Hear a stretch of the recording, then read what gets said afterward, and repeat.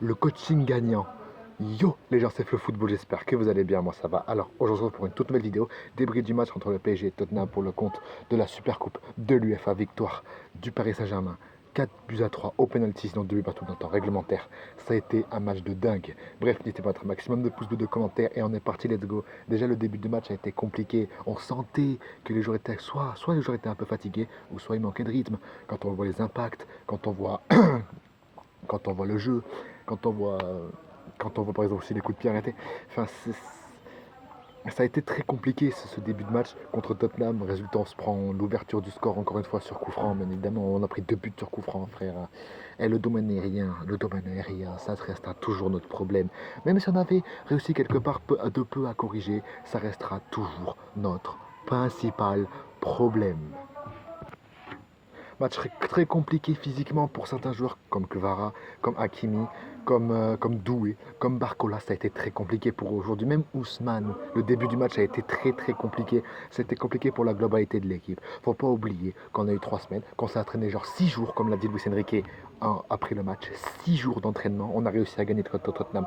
Alors, merci pour tout aussi, Luis Enrique. Merci d'avoir instauré ce mental. Merci d'avoir transformé mon club en club de guerriers, en club qui se bat jusqu'au bout, en club qui a un mental de fer, en club qui se bat. Même quand il est mené, même quand il est malmené, il se réveille. Et ça, c'est magnifique. Merci, Luis Enrique, qui a également, Luis Enrique, qui a également gagné le match grâce à son coaching. Le coaching a été nickel.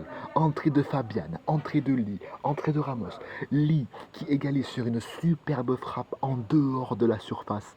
Magnifique. Et derrière qui met le 2-2 à la 94e minute, c'est Gonzalo Ramos. Donc l'entrée de Gonzalo Ramos et l'entrée de Lee, ça a été nickel. Mais encore mieux l'entrée de Fabian. Fabian a été parfait sur ce match. Fabian a été exceptionnel. Fabian a ramené de la stabilité au milieu de terrain. Et c'est ce que je disais quand je regardais le match avec un ami barcelonais. C'est ce que je lui disais. Il faut faire entrer Fabian absolument seconde période pour équilibrer le milieu. Résultat, c'est ce qui s'est passé. Et on connaît la suite derrière. Aussi, très bonne, malgré la boulette qu'il a fait, très bonne prestation, première prestation de la part de Lucas Chevalier dans les cages du PSG. Ça a été quand même une très belle prestation, même si bon, on va pas se mentir, c'est compliqué, il y a le rebond avant, mais bon, il se trouve clairement, mais c'est pas grave. Il a quand même réussi à sortir un penalty.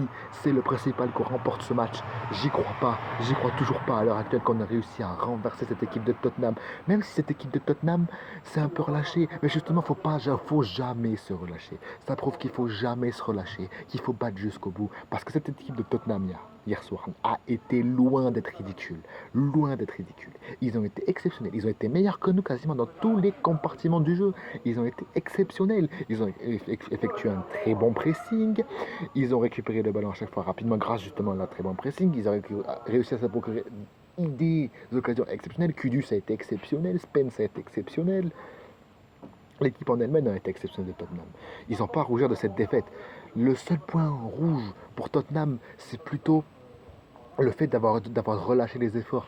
On le sentait à la fin, hein, qu'ils avaient relâché les efforts et c'est ce qu'il fallait pas faire. C'est ce qu'il faut surtout pas faire. Même un PSG qui n'a pas en rythme, même un PSG fatigué, même un PSG des mauvais jours, même un PSG n'importe où, faut jamais se relâcher, surtout sur une finale européenne.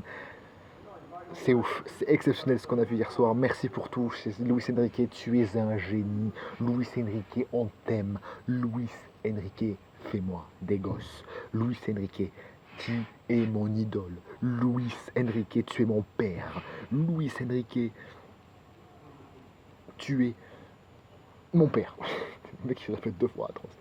Bref, en tout cas, j'espère que ce débrief vous aura plu. N'hésitez pas à mettre un maximum de pouces bleus, de commentaires. C'est le premier débrief de la saison, alors soyez indulgents, ça fait un mois que j'en ai pas fait.